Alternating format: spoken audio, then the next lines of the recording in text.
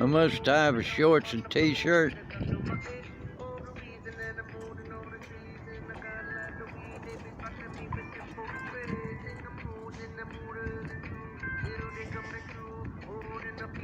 No cotton puppy clouds. Smack somebody in the face because they said words. No, I agree. I think we all agree on that. I just thought, Jim, that it escalated to that. You know what I mean? That it escalated to that level. It didn't escalate.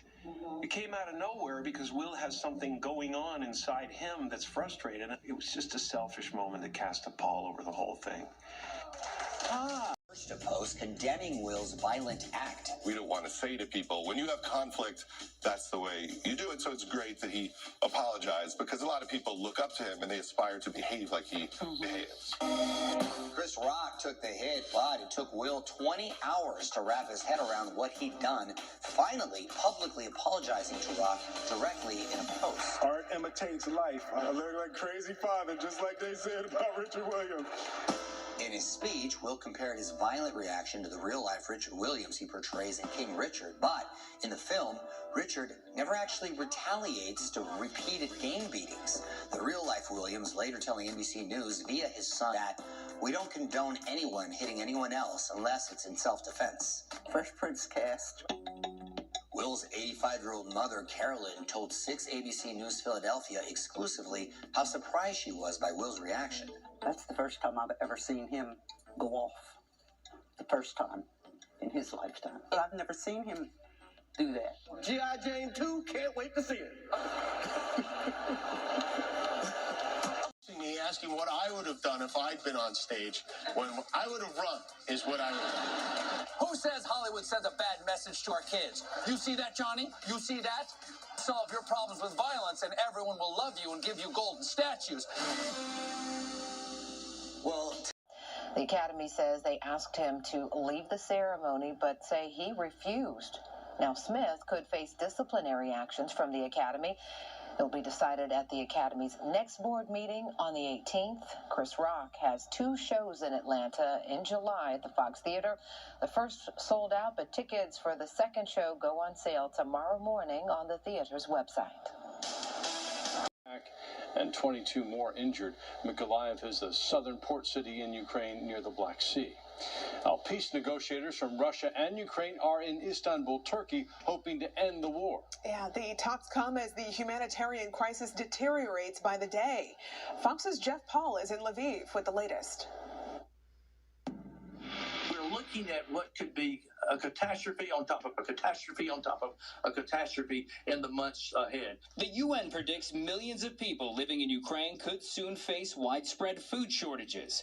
Officials say they are uncertain if Ukrainians will be able to harvest crops, plant new ones, and sustain livestock production as a result of the ongoing conflict. Aid groups, including the Red Cross, are now calling for an immediate ceasefire to deliver goods to heavily impacted areas. We're appealing to everyone involved to deconflict, give us the access we need. This assessment comes as peace talks between Ukrainian and Russian officials are underway in Istanbul. As the two sides negotiate, Russia is pledging to reduce attacks on Ukraine's capital, Kyiv. The Pentagon remains skeptical, vowing to continue to monitor the movement of Russian forces. We're not prepared to call this a retreat or even a withdrawal. We think that what they probably have in mind is a repositioning to prioritize elsewhere. No one should be fooled by Russia's announcements. Meanwhile, members of the Ukrainian parliament met with lawmakers from the Congressional Ukrainian Caucus on Capitol Hill Tuesday. The group is asking the White House to deliver additional assistance for Ukraine to, quote, protect their homeland. We need additional weaponry for Ukraine to be able to protect itself, to protect civilians, to protect our homes, to protect our infrastructure. As part of the peace talks, Ukrainian President Volodymyr Zelensky says his country is prepared to consider declaring its neutrality. In Lviv, Ukraine, Jeff Paul, Fox News. Fought for the Soviet Union, finding old medals that he received for his service in Afghanistan decades ago. I never thought something like this could happen, he says. Russian attacks have been relentless, despite promises to pull back. No. President Biden wouldn't comment about reports that Russian President Vladimir Putin isn't aware of the extent of Russia's losses in Ukraine, or that he's losing faith in his military leaders. Biden spoke with Ukrainian President Volodymyr Zelensky by phone, promising more aid. And today he'll announce that the U.S. will start releasing up to 1 million barrels a day from the Strategic Petroleum Reserve to help bring down gas prices. Meantime, a group of Ukrainian lawmakers. Through the night, U.S. officials remain skeptical, even warning Russia may launch another major offensive in other parts of Ukraine. The Kremlin also has doubts that a peace agreement proposed by Ukraine during talks in Turkey on Tuesday. U.S. intelligence believes Russian President Vladimir Putin feels misled by the Russian military on the ground in Ukraine. We believe that Putin is being misinformed by his advisors about how badly the Russian military is performing and how the Russian economy is being crippled by sanctions because his senior advisors are too afraid to tell him the truth. Russia said it would scale. Leaves the parties split as it advances. A new bill allowing Georgians to carry handguns in public without a license or background check now advancing to the state Senate. The House passed Senate Bill 319 with 100 yeas to 67 nays. Republicans say the bill helps people protect themselves. Democrats say it will fuel gun violence and could endanger police. While that bill leaves lawmakers divided, another is bringing them together. Don't think that the criminals are your typical high school and college spring breakers. Gas prices are still really high. Family-friendly communities. This is an extremely safe place to be.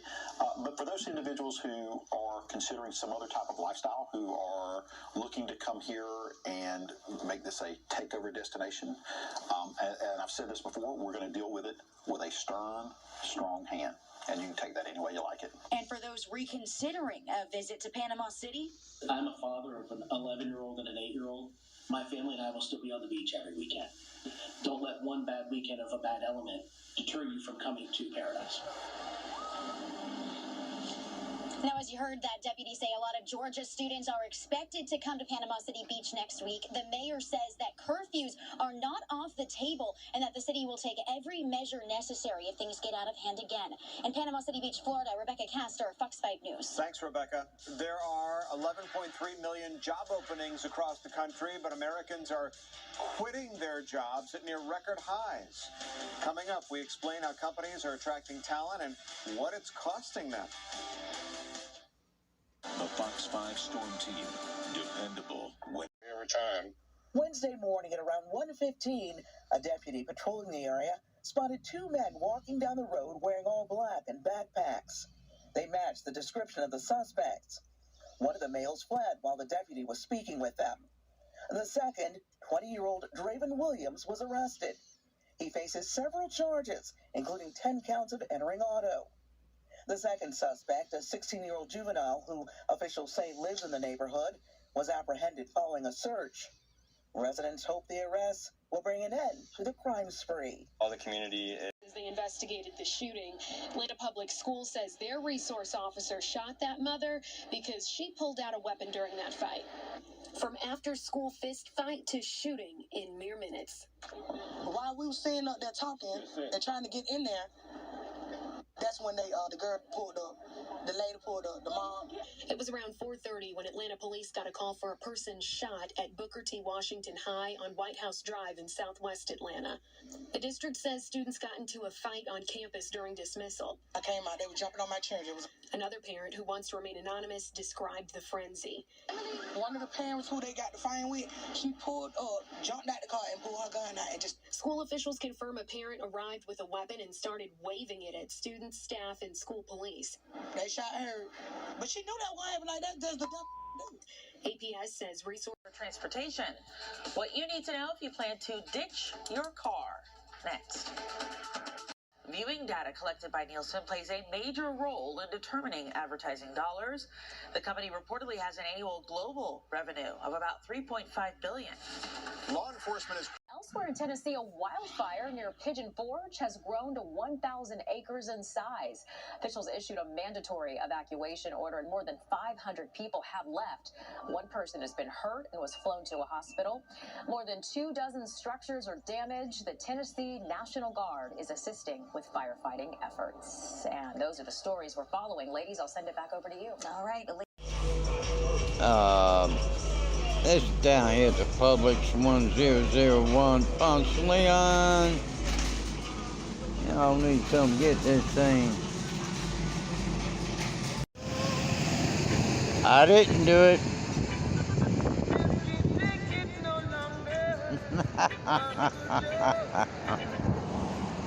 So here on St. Charles, 1048. Island, North Island. I must have a shorts and t-shirt.